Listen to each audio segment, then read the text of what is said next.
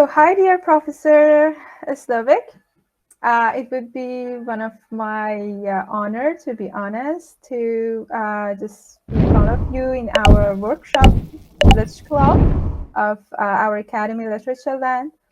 I just have a really brief document about you, about your career and resume, as other students know about that. Dear Professor Slovic is the professor in the USA, and his field of interest is in the criticism. I would be this honor and pleasure again to be one of his guest lecturer in our professor's classes, Basi, and it would be perfect that we have you here. Thank you so much that you accept our invitation first. Thank you, Zara. Are we ready to begin? Or are we still waiting for some people? Okay. We can start it. I think, yes, more people for sure join us, but because I don't want to be run out of the time, the floor is yours. Thank you. Okay, great. Thank you so much. Zara, I thank you for organizing this session, and thanks to all of you for joining us for this conversation. And I will give a presentation, a relatively brief presentation about my field of research, eco-criticism and artificial intelligence. And then I hope we'll have time for conversation, not only for you to ask me questions, but perhaps to share some ideas you have about the use of AI in literary studies or in the creation of literature, the creation of artistic materials. So why don't we move to the next slide? Yes. So some of you may have heard of eco-criticism, but others of you may not be familiar with this form of research. It's a field of, and as I say in this summary, eco-criticism is a field of textual and cultural studies that tries to deepen our understanding of the relationship between human beings and the more than human world, in other words, nature, through the study of literature, art, and other forms of cultural expression.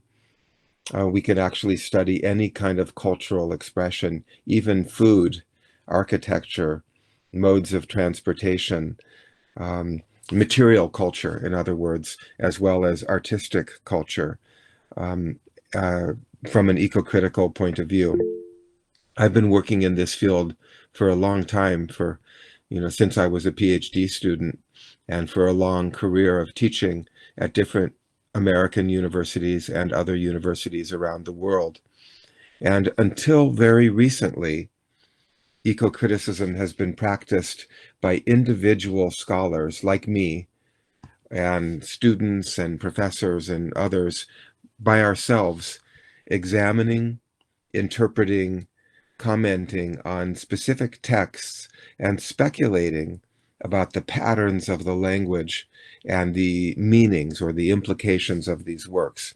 This is the way we have traditionally done all kinds of literary scholarship, sitting by ourselves at a desk, reading a book or looking at a painting or something, and using our imagination and inventing an interpretation of that quote unquote text.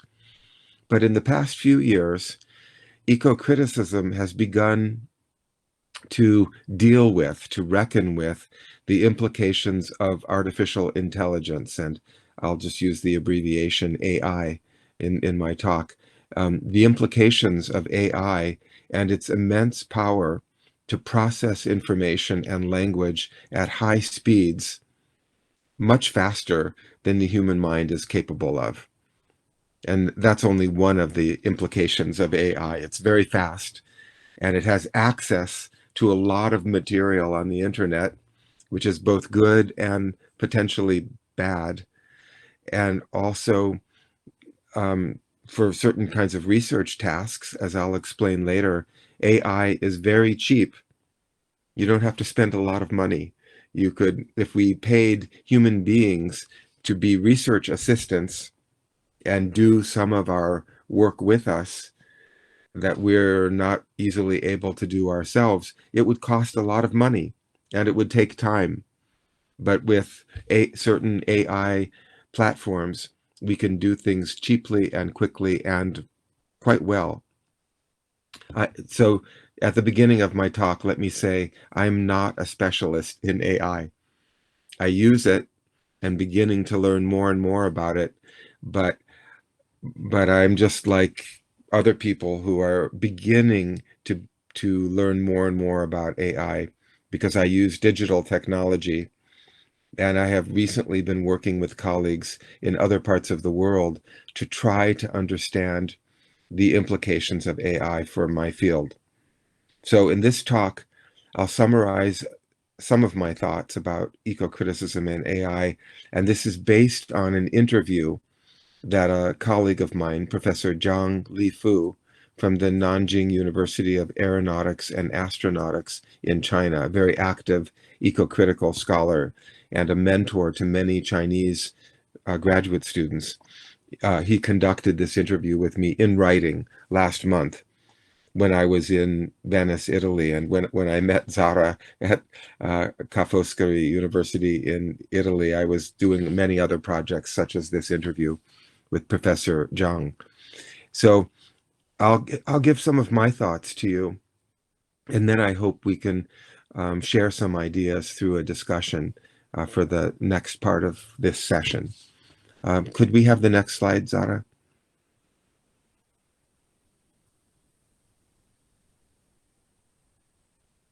So Professor Zhang asked me, before we start talking further about eco-criticism and AI, is AI a good thing for the natural environment or potentially dangerous? Does it cause problems for our relationship with nature?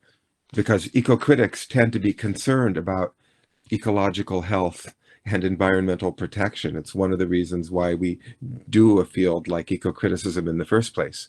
So I'll present some of Professor Zhang's questions and then abbreviated versions of my written responses. And I won't read the entire response, but I'll summarize what I said here. So, you know, AI can actually help us in environmental management, keeping track of endangered species, even using remote sensing devices to study ecology and provide information to human researchers so that we can pay attention to the health of the environment or the decline of that health.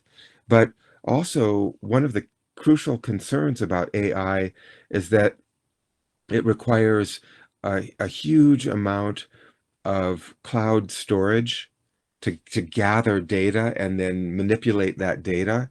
And in order to maintain that storage, we use a lot of energy, tremendous amount of storage.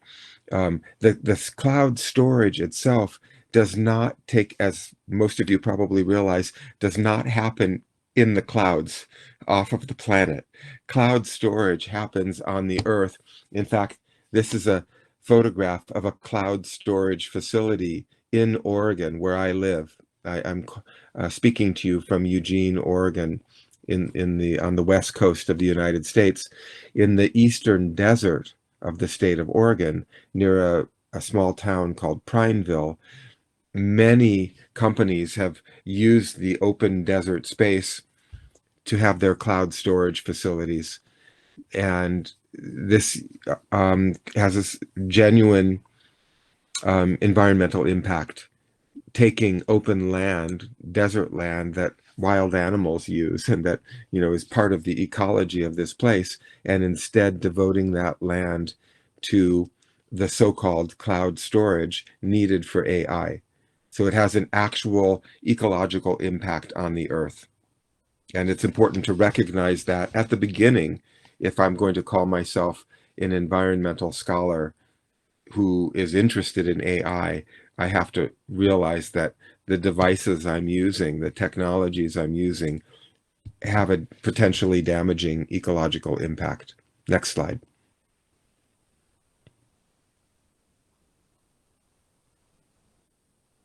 So energy consumption and heat dissipation issues of data centers and electronic waste is a very real concern for all of the devices we use, our mobile phones, our computers.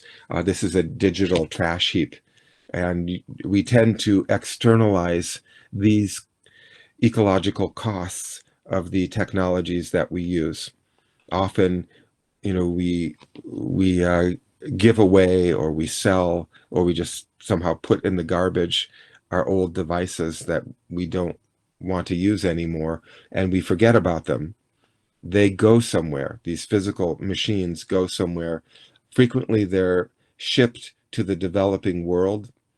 China, in fact, has many large dumps of e-waste, and these cause ecological harm and harm to the human beings who live near these waste dumps, who try to harvest usable materials, including heavy metals and copper and other physical parts of our old devices.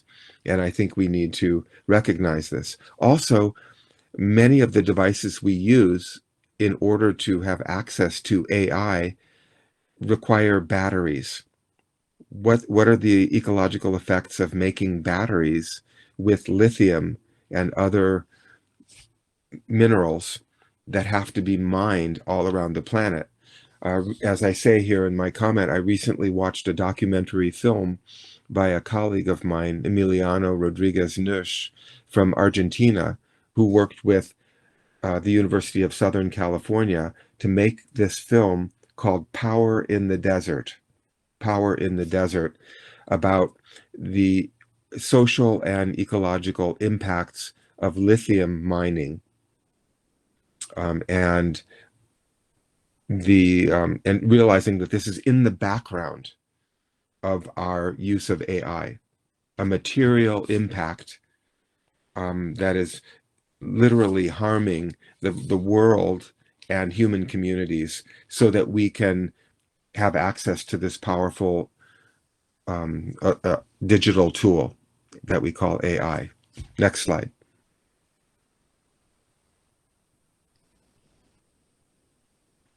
So my colleague, Professor Zhang, asked whether AI influenced eco-criticism could possibly be an important lens through which to read literature.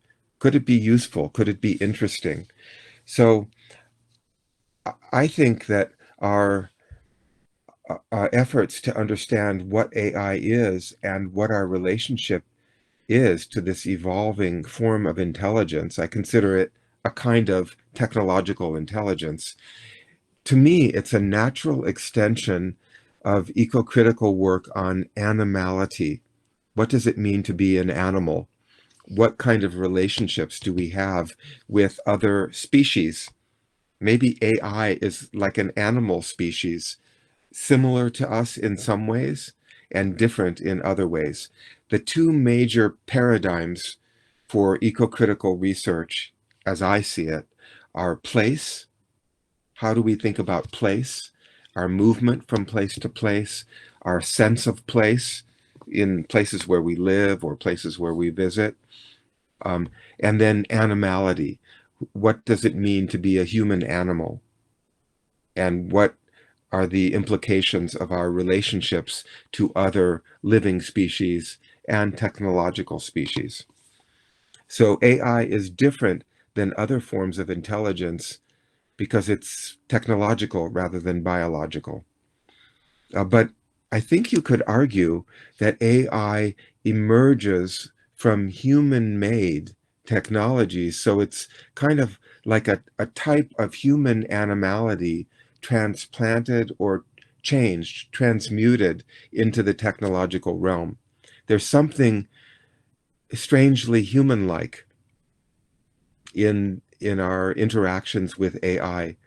I don't know if any of you, communicate with your mobile phones like I do, almost as if the phone is alive. We have a name for for the um, what technological assistant in our phone. when we have a question, we ask our phone, and a voice often speaks to us. It feels very human-like. And yet we know that it's not human, it's not literally alive, but we're easily tricked into establishing a relationship that feels quasi-human. This has long been a topic in science fiction literature and speculative fiction, our relationships with technological beings. So I can imagine more and more scholars taking an eco-critical approach, perhaps using some of the terminology and concepts of post-humanism. You know, post-humanism is a field of cultural studies that looks at the complexity of human relationships with other organisms and other beings, animals and cyborgs. In fact, Donna Haraway, who's one of the leaders in this thinking from the University of California, Santa Cruz, has a work that she calls Simians and Cyborgs. Simians meaning intelligent animals, and cyborgs meaning intelligent machines. And she published this work back in the 1990s, a long time ago, before we had the sophisticated AI that we now have in 2025. Next slide, please.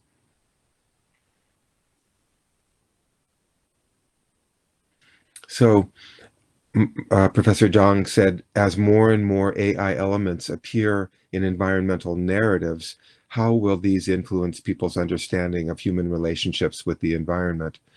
So there are quite a few interesting works, particularly in the field of science fiction and speculative fiction, that imagine new forms of kind of intelligent nature or technologically modified human nature. And one of the works that I'm familiar with, this is not exactly my field, but a book that I have taught in the past is Paolo Bacigalupi's The Wind-Up Girl, published in 2009. Maybe some of you have read it, which imagines a situation in the 23rd century when we're desperate for fuel. Fossil fuels, carbon-based fuel is not available, and so that we require new sources of energy, like wind-up springs and biotechnology produce calories that humans need for their own survival. And this novel explores the relationship between a traditional human character and one of these biotech creatures, a character called Emiko, not an AI cyborg, but a genetically modified human character. And so this is a work that eco-critics have studied because they're interested in energy humanities, the field of energy as a literary topic. And again, it's not AI per se, but it's a form of futuristic technology that changes human nature and changes the kinds of relationships that we have with other intelligent beings. And so I feel like, looking at works such as this, imagining future examples of what this technology will become, may very well be kind of useful for people doing ecological literary studies and other branches of literary studies. I have only done a little bit of work on science fiction and speculative fiction, mostly in the context of trees. I'm interested in critical plant studies and human relationships with trees, what I call arboreal or tree-related eco-criticism. And so I have given many lectures on a short story published in 1950 called The Dreaming Trees by a popular fiction writer from the United States, John Jakes, Jakes, and just recently wrote the article version of that lecture. And so I'm interested in futuristic ideas about our relationship with trees, but other people may be interested in in different forms of intelligent beings, artificially constructed through technology, and how we establish relationships with them. And so that's what I was discussing in this slide. Next slide.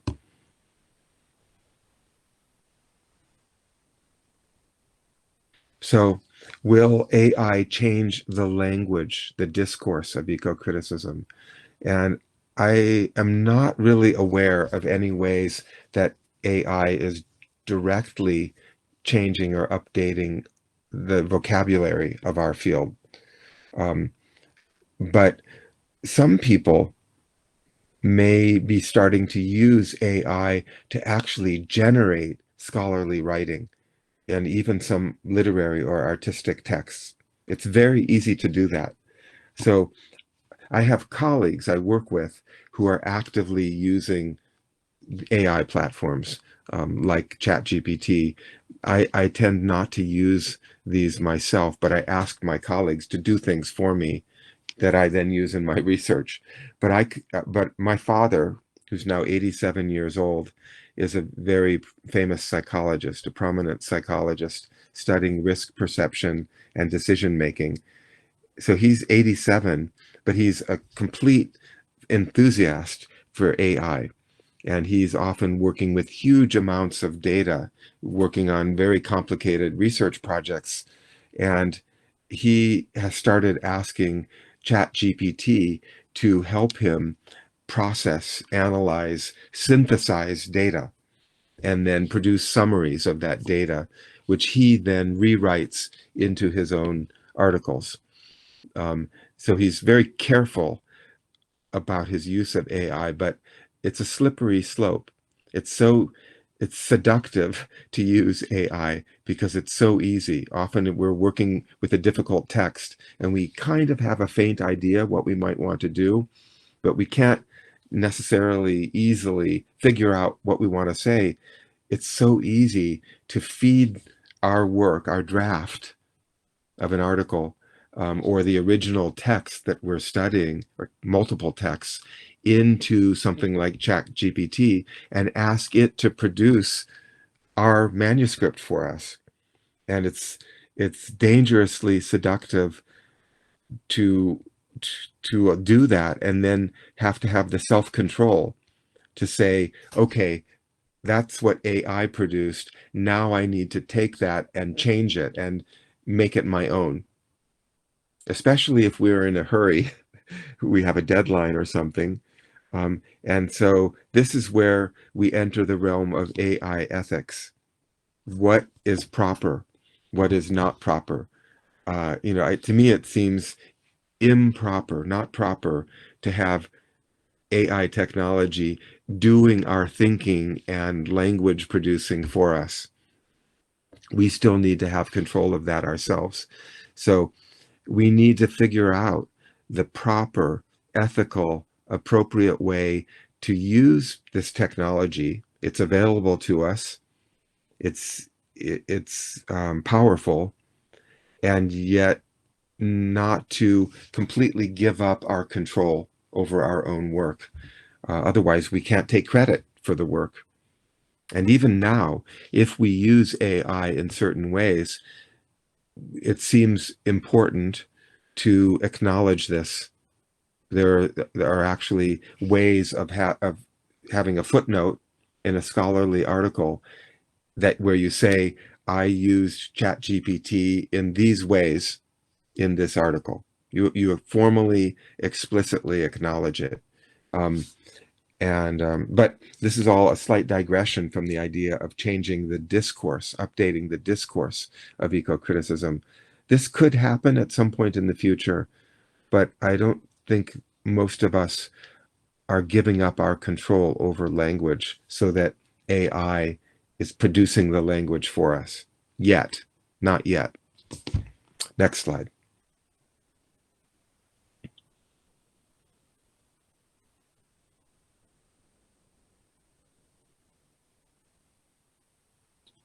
Oh, could we go to the next slide, please? So might there someday be a subfield of AI eco-criticism or AI feminist criticism or AI post-colonial criticism. I think it, as I said here, much too early to propose an entire subfield of any aspect of literary studies addressing the various contributions and issues related to AI. It's on the horizon.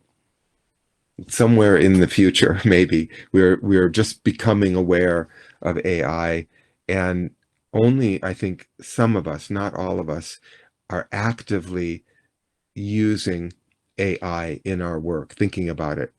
So otherwise, most of us are kind of accidentally using AI. We do Google searches or other searches. We use search engines in order to gather materials, to find out what other research has been done on the literary texts we're studying or films that we're studying. That involves AI and search engine optimization, which I view as a kind of form of AI, search engine optimization. But it's not as if we're actively using AI to process material related to our research and give us ideas for our articles or our books. And most of us are not yet asking AI to write our scholarly work or our creative work for us. But at some point in the future, it's possible that we will be doing that. And who knows, I might be surprised. It might happen much sooner than I expected. I've been in the field of literary studies for so long. I remember in the 1990s interacting with my scholarly colleagues and creative writers, asking them about electronic publishing. Could they imagine publishing their work in electronic journals or publishing ebook versions of their work? I'm talking about some very prominent environmental writers and scholars, and some of them said, absolutely no, I would never publish electronically. I can't imagine that. That was 30 years ago. 30 years ago. Now all of us are publishing electronically. In fact, the journal that I edited for many years for Oxford University Press, called ISLE, Interdisciplinary Studies in Literature and Environment. When I started, it was a paper journal. After a number of years, it became both paper and electronic. But now in 2025, the journal ISLE is only an e-journal. There is no paper version anymore. Likewise, I can imagine maybe in 10, 20 years, who knows, perhaps less, perhaps more, all of us will be intentionally using AI, and it will be unthinkable that anyone would do a work of literary scholarship without AI. People would be saying, why would you do that? You have AI available. AI is so fast and cheap and smart that it would be silly not to use AI. At some point, I can imagine that happening. So even then, you wouldn't need a subfield of AI eco-criticism because everyone would be doing it. So that would make no sense to call it a separate field. Anyway, those are some of my thoughts. Here you see a whole bunch of people in this slide off the internet. Everyone staring at a computer, everyone using AI, thinking simultaneously with intelligent machines. That may be where we're headed. We are already cyborgs, I see in the chat. Yes. Next slide, please.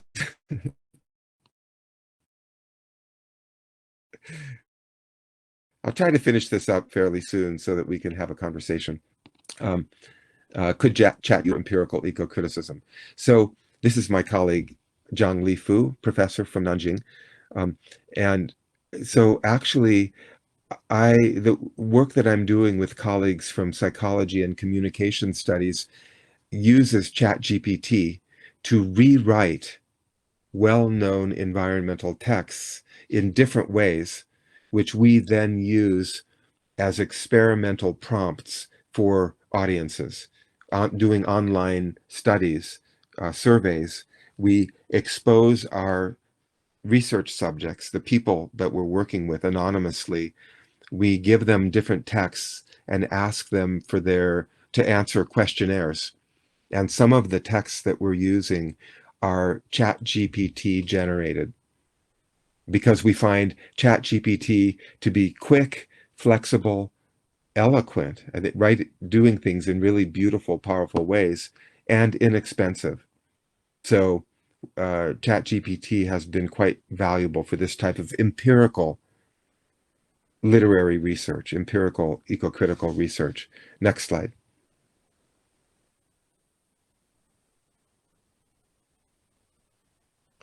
So one of my projects these days is with a series of articles written by the Alliance of World Scientists, AWS, specifically focusing on the world scientists' warning to humanity.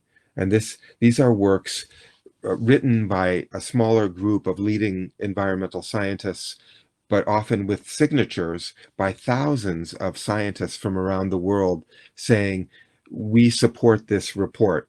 This is the latest thinking on this topic. Frequently, they're writing about global climate change. And so recently, I've been working on the 2024 World Scientists Warning to Humanity, collecting data on how readers think about climate change after reading the scientists' report. Next slide.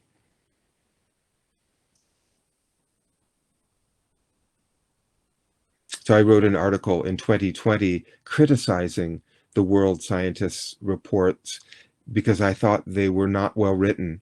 They were too full of data, too technical, and not inspiring to readers. Next slide, please.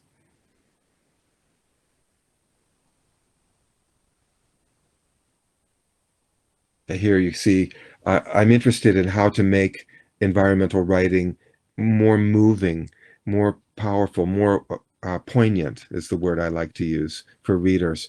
But I found the early reports from the world scientists to be worrisomely boring and ineffective. But they began to improve these after people like me and other humanities scholars critiqued the scientists' reports. The language of the reports began to change. My question is whether it changed enough to really make a difference. Next slide.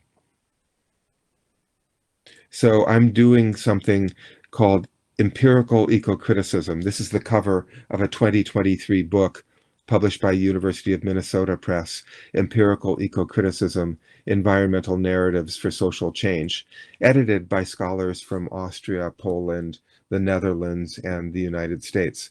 And it gives a lot of examples of how to do this kind of empirical data gathering as part of our humanities studies, including literary studies.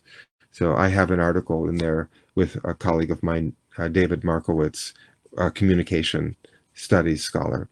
And he's one of the people working with me on a new project. Next slide.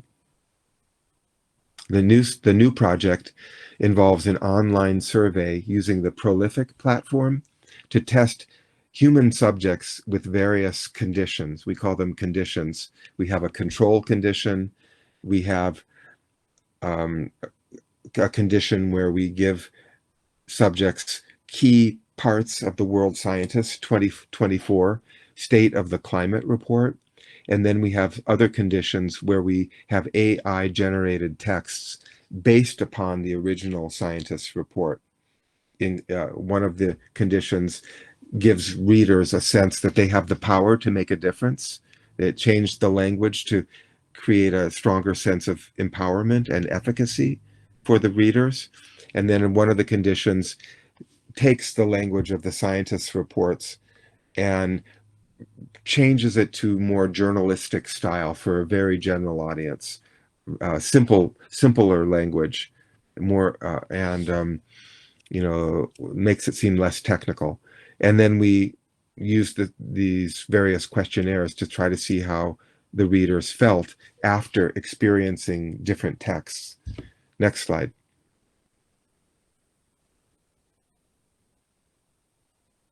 So we came up with these graphs based upon the data we collected from about 400 research subjects. Next slide. what we found is that the public already has a lot of information about climate change. They're saturated. They didn't want any more information. And that people's political affiliation, we asked them whether they belong to certain political parties, that's a much stronger determinant of attitudes toward climate change and thoughts about their behavior than exposure to any kind of text, except for those research subjects who already seemed to care somewhat about the environment. And certain types of texts could encourage them to care a little bit more and act a little bit more energetically when given textual prompts that gave them a feeling of efficacy or power. So texts can motivate those who are already engaged with the environment, but are unlikely to change the minds of those who don't care in the first place.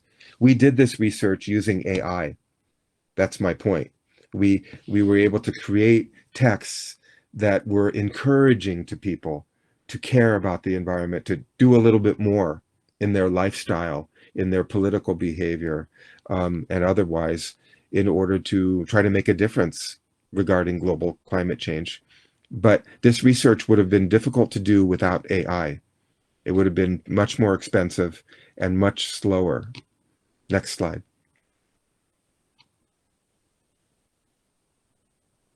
That's another story I see in the chat. A US president doesn't believe in climate change at all. I know that's, but the point is, well, yeah, it's impossible to change the minds of people who absolutely don't care in the first place. But we can change the minds of some people who care a little bit and may have had other reasons for voting for particular people. And they may change their minds and vote in a more environmentally positive way if we approach them with certain types of language. So we can't move people who are extremely indifferent or antagonistic toward the environment, but there is a group in the middle who can perhaps be encouraged to more energetically support environmental causes. So future versions of this experiment, we're applying for money right now. Future versions will use AI-generated narrative texts. We've already produced some of these texts. We just need the money to pay the research subjects. It cost almost nothing to ask ChatGPT to write 200-word short stories. A 200-word story is like a paragraph. It's tiny. It's very hard to ask a human writer to produce such a short narrative. It would be much easier for that person to write 5 pages or 10 pages, thousands of words to tell a story. But ChatGPT, in less than 10 seconds, produced beautiful short stories about human characters whose lives have been changed because of global climate change. Because we gave certain guidelines to ChatGPT and said we wanted these stories. Instantly, we had the narrative text that we could use for future experiments, which we're about to do in the near future. And other people I know, such as Professor Patrick Jagoda, who's pictured here, English professor at the University of Chicago, are working on similar projects with virtual reality games that he designs and then studies in order to test the effects of the game experience to influence people's thinking about the environment. I'm just about finished here, so next slide.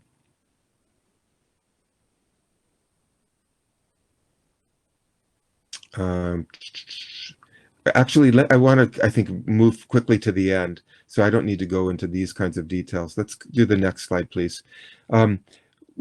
Will the power of AI make us want to change or control nature in problematic ways? You know, there is the potential that AI will make us less careful, you could say dumber and less attentive, if we rely too much on AI to tell us what the weather is. Already, I use my mobile phone when I want to know what the weather report is. And I could imagine people like me becoming so reliant on AI that we no longer learn how to read the weather with our own physical senses. And in fact, this is a book by English professor Sarah Dimmick from Northwestern University in Chicago called Unseasonable: Climate Change in Global Literatures. Very interesting book. I heard her give a lecture on this here in Oregon recently. And it's about the fact that we're losing contact with the seasons. We no longer really understand the meaning of the changing seasons, but she argues that we can use literature to remind us what the seasons are, and to help us ground ourselves physically in the real world of the seasons. And the danger is that AI could remove us even more from an awareness of seasonal change. Next slide.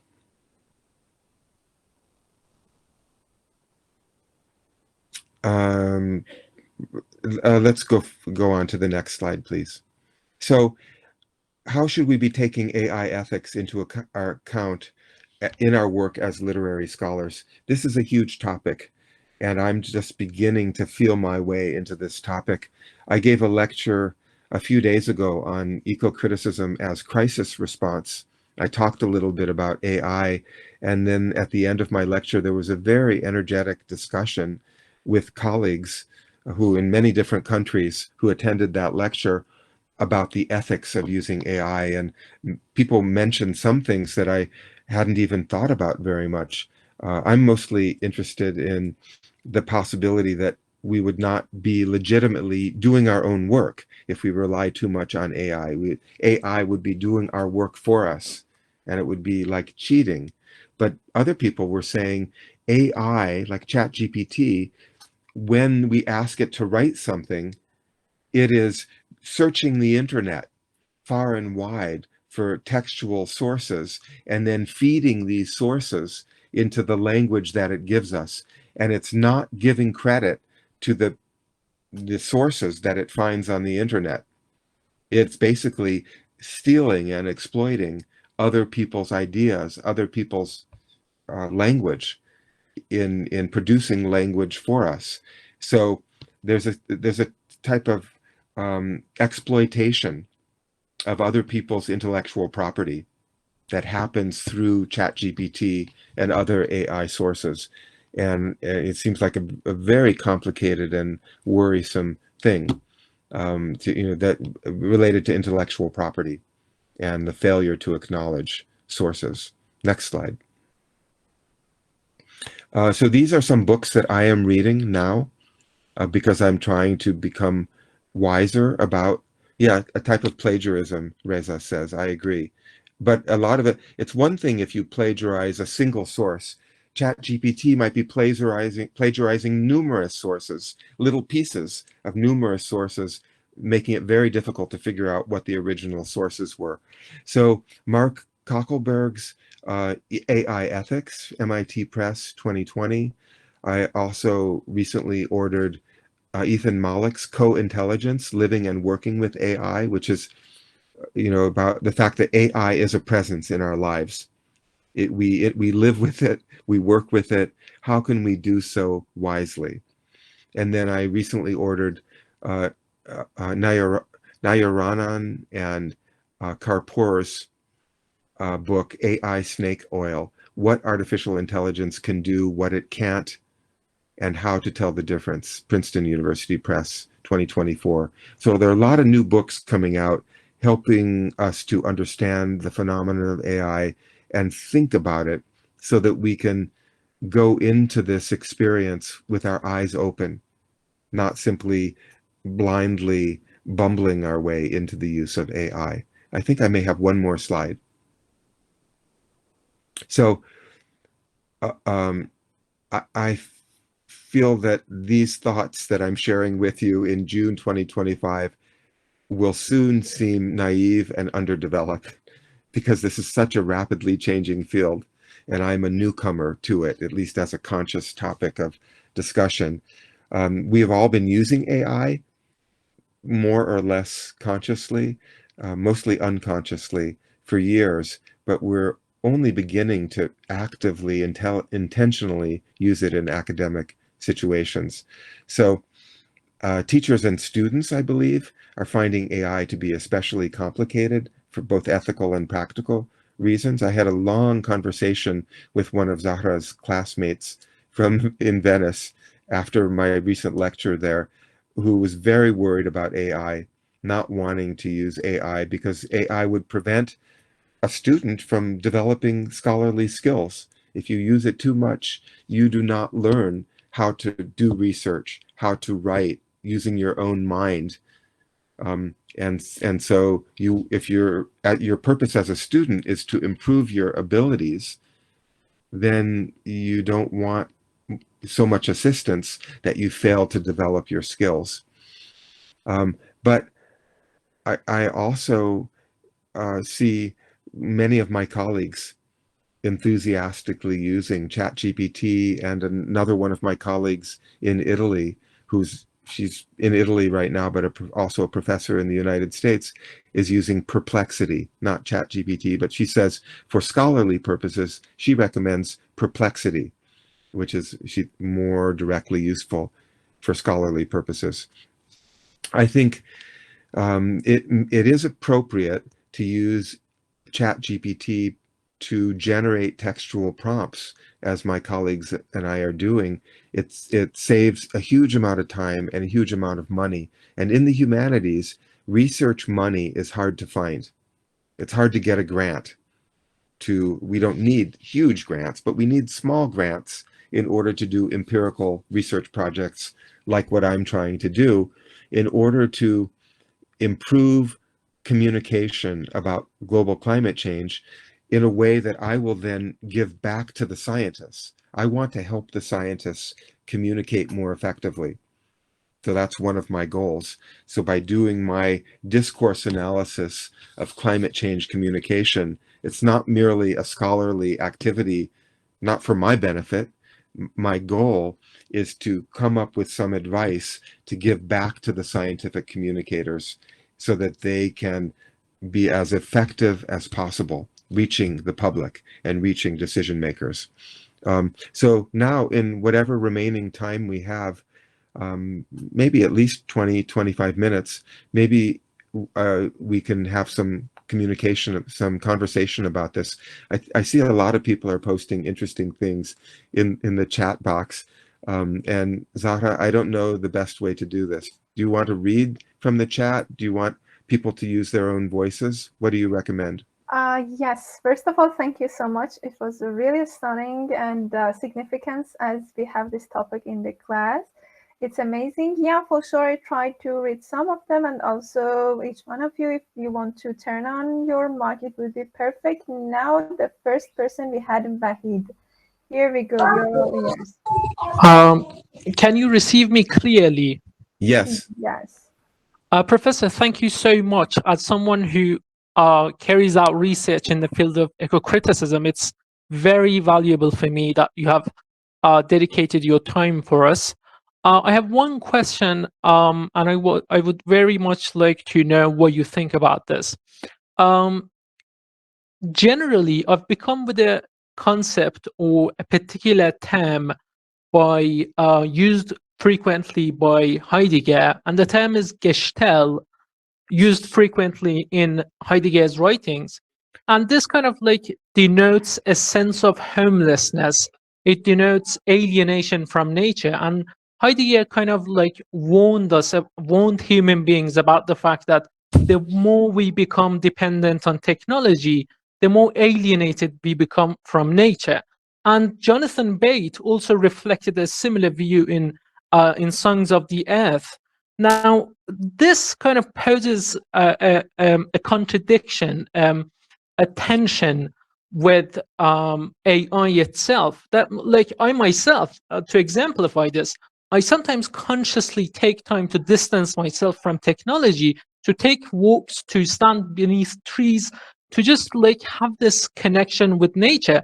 And AI, I think, despite helping us carry out research on ecocriticism, it kind of alienates us from nature. Would you say this is the case? I mean, I would like to know what you think about this. Yeah, thank you. You said that so well, and it's a really fascinating conundrum, right? That technology blocks us. It prevents us from achieving that contact with the world that we may wish to achieve.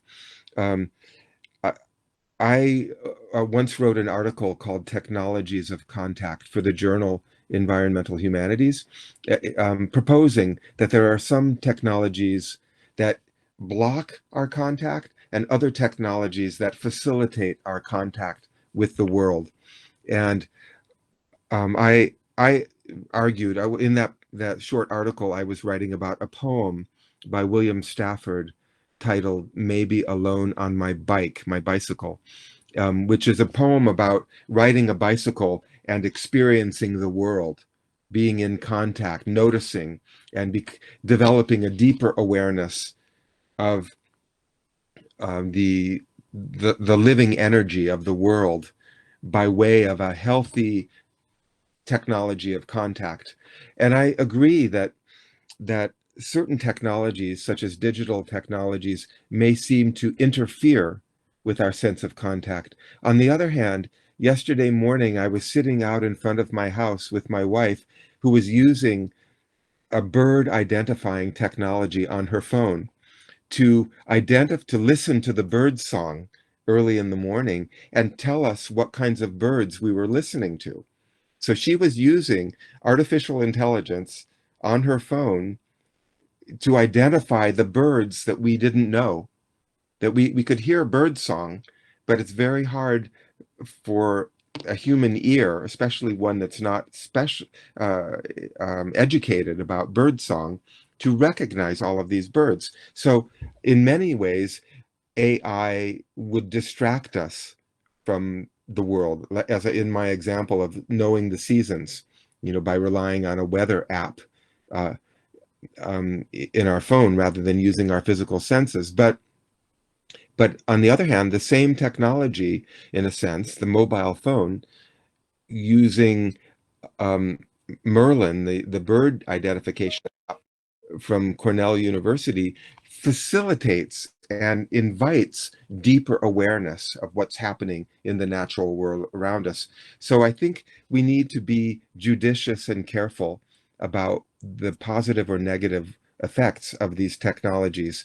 And I think by asking questions like what you're asking, whenever we use a technology, if our goal is to be able to pay attention to the world and our place in the world, then we need to thoughtfully question whatever technology we're using, but not simply assume that all technologies of one kind are bad and of another kind are good. A lot of it has to do with the way we think as we use the technology. But I think this is a fascinating topic, and would encourage you to write something about this using Jonathan Bate, Heidegger, and various other thinkers, and maybe looking for literary texts that describe the use of technologies in support of contact and awareness, or as a way of obstructing such contact. But also in light of the field of material ecocriticism, we are always in contact with the natural world. Even when we're indoors, even when we're in an automobile, we may feel separate, but our bodies on a material level are always in touch with the world. Using the ideas of Stacy Alemo and transcorporeality, we're always breathing, we're always touching, where things are coming into us through our skin. We are never out of contact with the world, regardless of what technology we're using, but we may be more or less aware of that contact. I don't know if this is helpful, but you've touched upon a very rich idea. Thank you so much. I highly appreciate your response and elaboration. Thank you. Thank you so much, Bahid. We have Ali Reza here. Ali Reza, can you hear me? Yeah, hello. Am I on? Hello, yes. All right, hi. I don't really have much of a question. It's sort of a list of comments that I wrote during your presentation. They're not necessarily literature related, more like issues of definitions I had. So firstly, First of all, I'm hoping this helps others in their usage of AI or not using it. Firstly, I'd like to make one thing clear about the definition of AI. What we have right now is not AI. It's a large language model. Mm-hmm. And the way it works is they train this on a large data set of, be it literature, research, or blogs even, or even movies and animations, or etc., where we can enter a whole debate here on the efficacy of them ignoring copyright laws for getting all of those data sets. But moving on. So they train this AI on a large data set, and basically the AI learns word frequency and order. So, and then it learns to respond and create text based on how likely it is for each word to come after the previous one. And it sounds like a very sort of a dumb way of making a sentence, but it works really well. And this way of producing a sentence is also what causes things such as AI hallucination. AI hallucination is when you're talking to an AI and it gives you a text and it claims that it is based on something. And if you actually check the claim and the source, it doesn't exist. The person doesn't exist. The book doesn't exist. That thing doesn't even exist, and it just cited it. And a clear example of it was this lawyer in New York. I think his name was Stephen Schwartz. He used the ChatGPT to write a whole defense. He was attacking this airline company, I think. And anyway, for writing a defense, you have to refer to a lot of case laws where a lawyer has already, a judge has already based the ruling on something that has happened before. So you can just base your defense on that and say it has happened before, so just give me what happened before again. And ChatGPT made up a lot of sources for him to use, and none of them existed. So just, and also you can see how this isn't necessarily creativity in any way. It's sort of regurgitating what was already put in and was written by humans.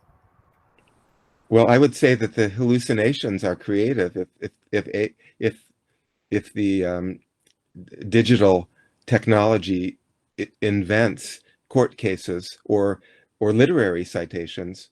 It's a form of imagination, you could say. I can see that, sure, but if it's claiming that it is something that it is not, though, I don't see what's useful about that. At least just say you're being creative at this point. Yeah, I'm not saying it's useful, but it's a form of invention. It's problematic invention. Yeah, I just had a conversation with my father yesterday about hallucinations coming from ChatGPT, which is trying to be helpful. And he was having an interaction with ChatGPT for some of his research last week, and he asked ChatGPT to summarize some topic in his field of psychology, and then he realized that many of the examples ChatGPT was giving him were hallucinations, in fact. And so he wrote back and said, please don't cite examples that don't exist. Don't give me quotations. It was ChatGPT was inventing quotations from him, and ascribing them to my father. But my father had never said these things, never written them. But ChatGPT was inventing them. And I said, ChatGPT is trying to imagine your better self, trying to imagine who you could be as a scholar if you were your best scholarly self. He said he asked ChatGPT, because you can give a lot of guidelines, don't do this, don't invent quotations and accredit them to me or anyone else. And he said, even at ChatGPT apologized, said, I'm sorry, I'll do better, and then produced another version still with hallucinations. So yeah, I mean, ChatGPT is not always obedient. Ali Reza, thank you for your comments and for your, cautions that, about the different types of digital apparatus, the digital technologies we're using, large language models, versus other types of technologies that may more truly be artificial intelligence. But I feel I need to do some more reading in order to have this kind of refined understanding of the different types of technologies that we're interacting with. I don't know how much time we have, Zara. How long would you? We have the time, but it depends on you because I don't want to give your time a lot. Do you have time for? Yeah, let's maybe another 10 minutes or so, Mhm. and I'm happy to hear other people's comments, or Yeah, if for I can sure. respond to questions, but obviously I'm not fully an expert, so it would be the blind responding to the blind. It would be humble of you, sure, but thank you. Ali here says something that the future generation will be different than us and they will live in the atmosphere of AI. So as you mentioned, it's better to learn how to use it and its ethics of using. I agree. And Malahat, it says, I joined in the middle of the meeting, so I don't know if you've discussed about this already. AI is not completely free. It's consuming energy and electricity and carbon dioxide emission caused by it aren't getting any lesser. Therefore, it has effect on our environment. So it's important to consider this before using it. As you mentioned, we don't need. Tell me. Yeah, that's how I began my lecture, by talking about the Yeah, I think environmental cost. Yeah. because she came a little bit late. So let's hear some voices. Taha, we are all ears. Hi, do you have my voice? Yes, we Can you hear do. me? Yes. Yes. Very good. Well, first of all, thank you for your lecture. It was great. Sorry. It was really great. I'm very educated. I learned a lot of stuff about this. But my question is that, well, kind of related to the person's comment right now. You know, you said that, sorry, you said that the cost, the environmental cost of ChatGPT could be, huge. And that's basically what I want to ask. At what point can we say that the environmental cost of ChatGPT is so severe that we are morally obliged to, ban it, or morally obliged to at least boycott it, right? Or even, is there any obligation on our side, right? Because I'm not sure. There's always this talk about environmental stuff, that whatever you do doesn't have any effect, because reality is that the biggest environmental hazards and environmental crises is created from the large corporations that you really can't have any effect on them. Also, there is this, conspiracy. I don't know if it's true or not. That it's actually their plan, the plan of the corporations to, put the blame on us. That we have to do our own work. We need to, recycle and things like that. I really want to know what is our role here, and how much are we morally obliged to, act. Wow, these are huge and important questions, Taha. Thank you for asking them. And we could spend a long time discussing these, and I wish we had that time. I do think I believe in education. I believe in inspiring, our communities, so that people will try to share their ideas with our leaders, and make our societies as good as possible. And we all live in different societies. We have different social structures and ways for exerting inspiration, let's say, in order to make our societies as good and healthy as possible. And so I believe in the power of education to produce critical thinkers and people trying to live carefully and wisely. And obviously we can't easily bring multinational corporations to their knees, through with our individual spending power, but we can work collectively to purchase cautiously, and this is happening with companies like Tesla in the United States right now. People are so disenchanted with Elon Musk and his support for our extreme regime that many people are boycotting Tesla or selling their Teslas or saying bad things about Tesla. And so the company is severely hurting as a result of a type of mass boycott. That's an interesting example to me of the public mobilizing because people are thinking carefully about their purchasing power. So I do think we have the potential power to exert some pressure on the corporate world. I don't think it's happening very well in my country, but I still believe we need to do everything possible to educate the public, and also by way of university education to encourage critical thinking, careful understanding of complex causalities, and so that people are living as thoughtfully as possible. And this is more on a societal level. But also individually, there are things that we can do on a very small scale, which is better than nothing. That one individual changing lifestyle practices is not going to completely transform the planet vis-a-vis climate change or many of the other issues, challenges we're facing. But it's better to try to make a difference than not to try at all. Also, we have these technologies that are potentially harmful, digital technologies.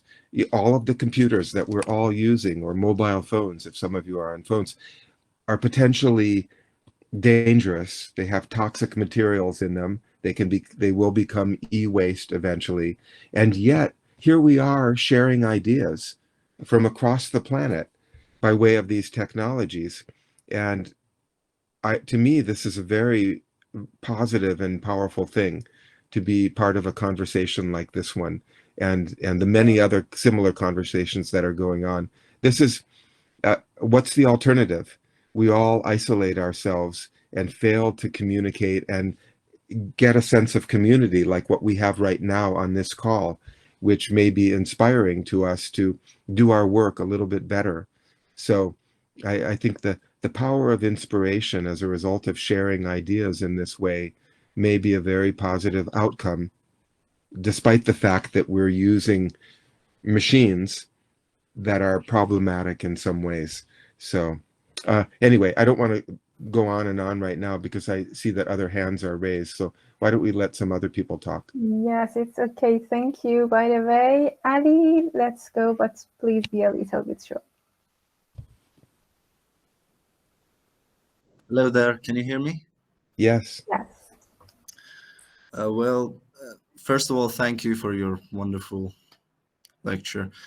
And you talked about, using narratives to impact people, to impact people's perception of nature and, eco-criticism. So how do you think, and you said that you used a certain guideline to form a certain narrative in order to impact them in a certain way.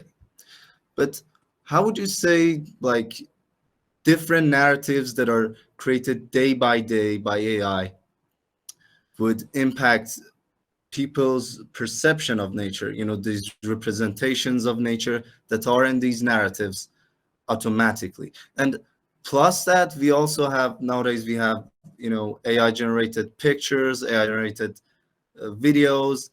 How do you think these might impact people's perception of nature?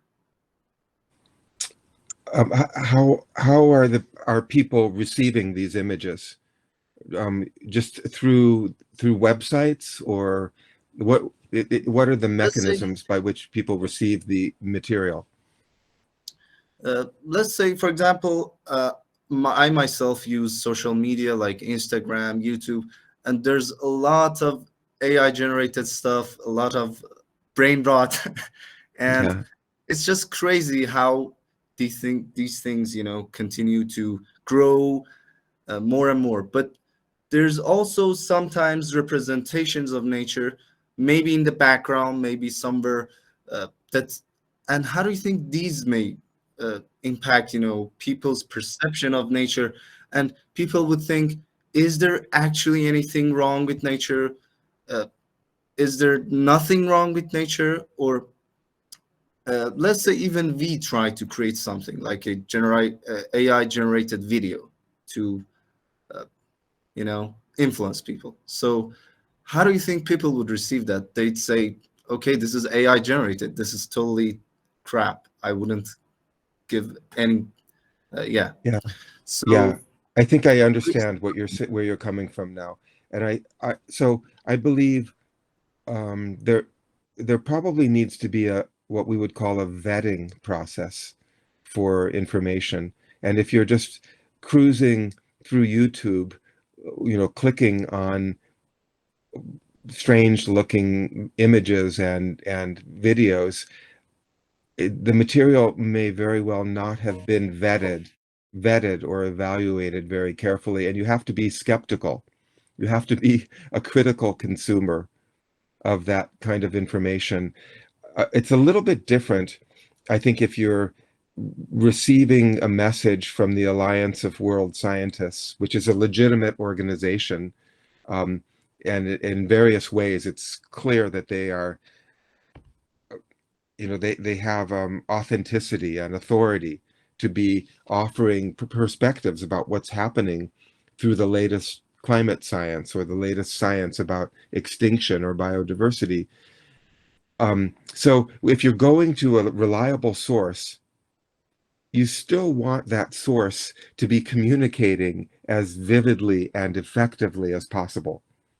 So what I hope will result from my research is that I will be able to ascertain some of the best communication techniques for the kind of information that the scientists wish to communicate, to help them do their job better, to be more effective, to reach audiences and compel attention and concern as they wish to do. I'm not, but I believe some of the discoveries that my team and I make could also be used by people trying to produce clickbait on, you know, social media just to get clicks, and, you know, producing nonsense and weird stuff. That, for instance, some of the fundamental principles from communication studies are the power of the individual. Taking a massive topic and reducing it to a story about one person or one dog, one animal, one tree, as opposed to an entire forest. If you reduce a narrative to an individual, humans are fascinated by singularities. That's a fundamental principle in the psychology of communication, but it can be abused and misused, you know, just to get people to watch a video that is about some absurd topic, or that misrepresents climate science and shows the world is perfectly safe, and, you know, climate change is exaggerated or something like that. So I think we need to be critical consumers of the information that we receive, and all of us, whether if we're teachers or students and future teachers of literature and writing, one of our jobs is to help people be critical thinkers and critical readers and viewers, and not just accept everything that we receive, you know, when we're surfing the internet. Yeah, but thank you, Ali, for these thoughts and concerns. I agree, we need to think seriously about them. Zara, who's next? It's Mahyar. Okay. Mahyar, go ahead. First of all, thank you, Professor, for a wonderful session and speech. A thought just occurred to me that maybe we can make some sort of currency out of trees. I mean, if we can make currencies out of digits and numbers, why can't we make currencies out of trees? What do you think about that? I mean, it's a capitalist world. If you want to save nature, you have to come up with some sort of capital. So what do you think about that? A currency out of living trees, you mean? Exactly, yes, yeah. Yeah. I guess the question, many people, when they think of currency, they think of something they can use in order to benefit themselves. They can spend. A currency is for spending, and the question would be, how do people benefit personally by allowing a tree to remain standing? In many places, if you want to honor somebody, you can pay an organization like an NGO, and they will plant a tree or plant multiple trees in honor of that person. So, I mean, so you can feel good, because like when I retired from my teaching job at the University of Idaho, my department planted some trees for me and it made me feel good. They didn't send me money. Usually in the old days, we would give some money to the retiring colleague, but instead my department planted trees, and it made me happy. So it's related to what you're saying, Mahyar, this notion that you give people a good feeling by either allowing trees to remain standing somehow, by protecting them, or possibly by planting new trees. So maybe this idea of trees as currency already exists and could be encouraged further. We could develop more of a cultural practice of regularly planting trees when we want people to feel happy. Plant trees in their honor. When children have birthdays, plant trees for them and give them a chance to plant trees, things like that. So it's done on a small scale, but this could be done more widely, and it could just be, we could do it in many different cultures around the world. And I think that would be a good thing. Thank you so much. Thank you very much. Thank you. It would be fantastic. Thank you for your time and all your really precious works, because I know it's more than a month we tried to handling this, and you are in a conference, and yeah, it was fantastic. Also my honor and my for sure pleasure to be here with you. The last things, it's just out of my curiosity and unrelated to our topic, because previously we talked about some condition of the university and some of your colleagues in America nowadays with Trump. Can you briefly just talking about that? That's the educational system, how it changed? Well, it's a little bit difficult to say in any kind of firm way what sort of changes have happened. The whole, our society is in turmoil at the moment, and all of us are watching carefully and trying to support our political leaders to maintain kind of a normal, healthy society. But it's in the United States, I would say it's a time of turbulence and concern. So, I don't really have a clear final statement about what is happening with higher education in the U.S. It's I think a worrisome time, and many people are concerned. We were trying to figure out a way to push back against the regime, which just seems so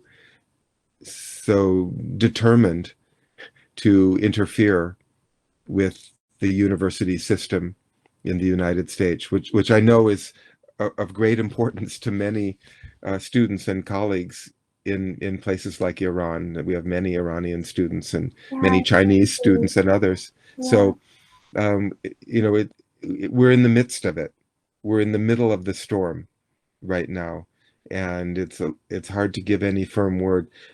Fortunately, from my perspective, our president has picked a fight with Harvard University, which doesn't seem very smart to go to such a prestigious and wealthy and powerful university. So I think there will be a tremendous amount of resistance, and I'm hopeful that first Harvard and then many other universities around the country will succeed in overcoming the very short-sighted policies that the administration is trying to support. So if I had to bet, I would bet on Harvard rather than on the current administration. And I'm hopeful that that will affect the rest of higher education, that people will realize how important our universities are to this country and to our friends and colleagues and students from all over the world. We're all on this planet together. It's really important to share ideas and do the best we can for our societies and for our collective humanity. And that's, I think, what we're doing in a conversation like this one and in our efforts at universities. So, yeah, thank you very much, Zara, for organizing this. And thanks to all of you for attending. It's been a pleasure. Thank you so much. It would be really priceless for all of you, believe me. I hope you have a really great day. Thank you so much. Have a great day, everybody. Thank you. Goodbye. Bye. Thanks, Goodbye. everybody. Sure. Bye.